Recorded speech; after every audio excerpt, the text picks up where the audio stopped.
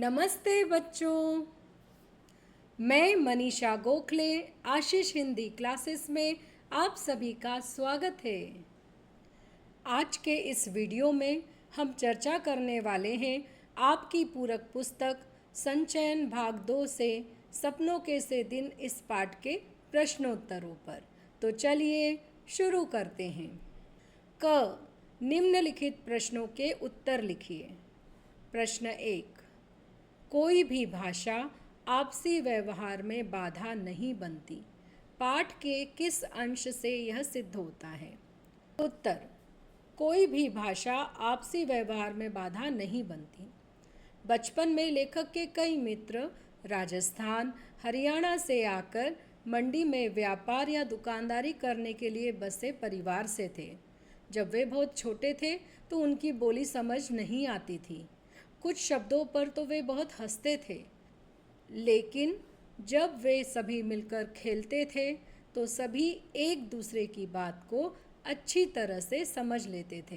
तो यह बात सिद्ध करती है कि भाषा आपसी व्यवहार में बाधा नहीं बनती। प्रश्न 2, पीटी साहब की शाबाश फौज के तमगों सी क्यों लगती थी? स्पष्ट कीजिए। उत्तर, पीटी साहब बहुत गंभीर और सख्त स्वभाव के व्यक्ति थे। उन्हें किसी ने हंसते या मुस्कुराते हुए नहीं देखा था। सभी बच्चे उनसे बहुत डरते थे।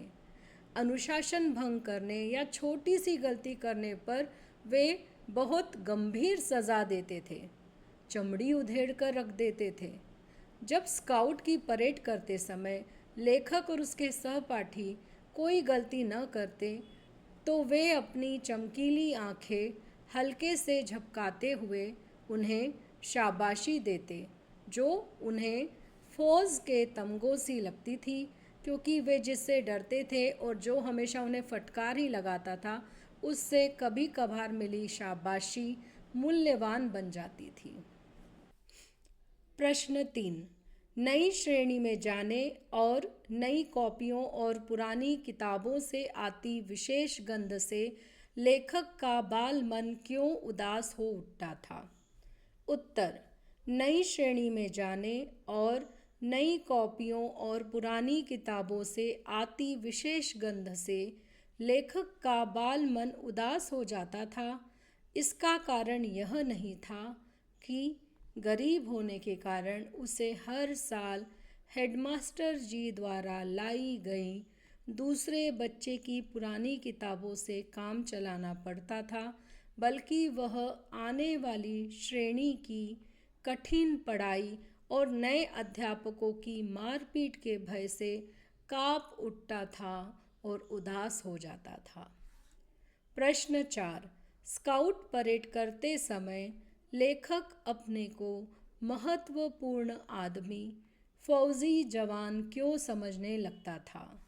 उत्तर, वह द्वितीय विश्व युद्ध का समय होने के कारण लेखक की रियासत के गांवों में अंग्रेज़ों द्वारा सेना में भर्ती होने के फायदे बताकर जवान लोगों को आकर्षित किया जा रहा था।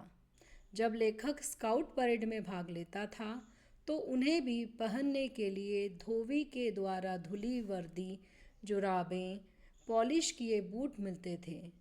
पीटी मास्टर के आदेश पर जब वह लेफ्ट टर्न, राइट टर्न और अबाउट टर्न करता, बूटों की ठक ठक करता, अकड़ कर चलता, तो उसे लगता था कि वह भी फौजी जवान है। प्रश्न 5, हेडमास्टर शर्मा जी ने पीटी साहब को मुअत्तल क्यों कर दिया? उत्तर, जब लेखक चौथी कक्षा में था तब फारसी की कक्षा में प्रीतम चंद या पीटी साहब ने बच्चों को शब्द रूप याद करने का गृह कार्य दिया। दूसरे दिन जब कोई भी बच्चा शब्द रूप पूरी तरह से याद नहीं कर पाया और सुना नहीं पाया तो उन्होंने पूरी कक्षा को कान पकड़कर और पीठ ऊंची करके खड़े होने अर्थात मुर्गा बनने की सज़ा दी। जब हेडमास्टर जी ने उन्हें छोटे छोटे बच्चों के साथ ऐसी बर्बरता करते देखा तो उन्हें उन पर बहुत गुस्सा आया और उन्होंने उन्हें मुअत्तल कर दिया। प्रश्न 6। लेखक के अनुसार उन्हें स्कूल खुशी से भागे जाने की जगह न लगने पर भी कब और क्यों उन्हें स्कूल जाना अच्छा लगने लगा? उत्तर। लेखक के अनुसार उन्हें स्कूल खुशी से भागे जाने की जगह न लगने पर भी कभी कभी स्कूल जाना अच्छा लगता था, जब मास्टर प्रीतम चंद उन बच्चों से स्काउट परेड करवाते थे। स्काउट की धुली वर्दी, जुराबे, पॉलिश किए बूट पहनकर और गले में दोरंगे रुमाल बांधकर, हाथों में नीली पीली झंडियाँ लेकर जब वे पीटी सर के आदेश पर लेफ्ट टर्न, राइट टर्न और अबाउट टर्न करता, बूटों की ठक ठक करते, अकड़ कर चलते, तो उन्हें ऐसा लगता था कि वे फौजी जवान हैं और ऐसे समय उन्हें स्कूल में बहुत मज़ा आता था। प्रश्न 7। लेखक अपने छात्र जीवन में स्कूल से छुट्टियों में मिले काम को पूरा करने के लिए क्या क्या योजनाएं बनाया करता था और उसे पूरा न कर पाने की स्थिति में किसकी भांति बहादुर बनने की कल्पना किया करता था? उत्तर। लेखक के स्कूल की छुट्टियां होती तो शुरू के कुछ दिनों तक तो वे दिन भर खेलते रहते थे। जब छुट्टी खत्म होने में केवल 1 महीना बच जाता तो उसमें स्कूल से जो काम करने के लिए मिलता उसे पूरा करने के लिए लेखक समय योजना बनाता। कौन सा काम, कितना काम एक दिन में पूरा करना है।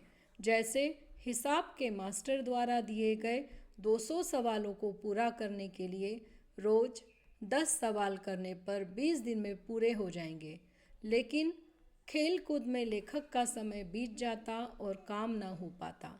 धीरे धीरे समय बीतने लगता तो लेखक अपनी कक्षा के ओमा नामक ठिगने और बलिष्ठ लड़के की तरह बनने की सोचता, जो उद्दंड था और काम करने के बजाय पिटना सस्ता सौदा समझता था। प्रश्न 8।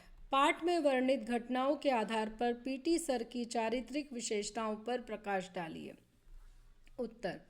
पाठ में वर्णित घटनाओं के आधार पर पीटी सर की चारित्रिक विशेषताएं निम्नलिखित हैं। पहला, पीटी सर शरीर से दुबले पतले ठिगने कद के थे। चेहरे पर चेचक के दाग थे। उनकी आंखें भूरी और तेज थीं। वे खाकी वर्दी और लंबे जूते पहनते थे। वे बहुत डरावने लगते थे। दूसरा, वे गंभीर स्वभाव के अध्यापक थे जो कभी भी किसी से हंसकर या मुस्कराकर बात नहीं करते थे। तीसरा, वे बहुत अनुशासन प्रिय थे। बच्चों को अनुशासन में रखने के लिए छोटी छोटी गलतियों पर भी उन्हें कठोर सजा देते थे। चौथा, वे कठोर स्वभाव के थे। उनके मन में दया भावना था। बाल खींचना, ठुड्डे मारना, खाल खींचना उनकी आदत थी। पांचवा, वे स्वाभिमानी थे। नौकरी से निकाले जाने पर वे हेडमास्टर जी के सामने गिड़गिड़ाए नहीं, बल्कि चुपचाप चले गए। छठा, पक्षियों से उन्हें प्रेम था। अपने तोतों को वे बड़े प्यार से भीगे बादामों की छिली हुई गिरियां खिलाते हुए मीठी मीठी बातें करते थे। प्रश्न 9। विद्यार्थियों को अनुशासन में रखने के लिए पाठ में अपनाई गई युक्तियों और वर्तमान में स्वीकृत मान्यताओं के संबंध में अपने विचार प्रकट कीजिए। उत्तर। इस पाठ में अनुशासन बनाए रखने के लिए बच्चों को कठोर सजा दी जाती थी। साथ ही उनके उत्साह को बढ़ाने के लिए शाबाशियां भी दी जाती थी। परंतु वर्तमान परिवेश में शिक्षकों को बच्चों के साथ मारपीट करने का अधिकार नहीं दिया गया है। आजकल बच्चों के मनोविज्ञान को समझने के लिए शिक्षकों को प्रशिक्षण दिया जाता है कि वे बच्चों की भावनाओं को समझें, उनके दुर्व्यवहार के कारण को समझें, उन्हें उनकी गलती का एहसास कराएं और उनके साथ मित्रता व ममतापूर्ण व्यवहार किया जाए, जिससे बच्चों के मन में किसी भी प्रकार की कुंठा न रहे और ना ही उन पर किसी भी प्रकार का अत्याचार हो। प्रश्न 10। बचपन की यादें मन को गुदगुदाने वाली होती हैं, विशेषकर स्कूली दिनों की।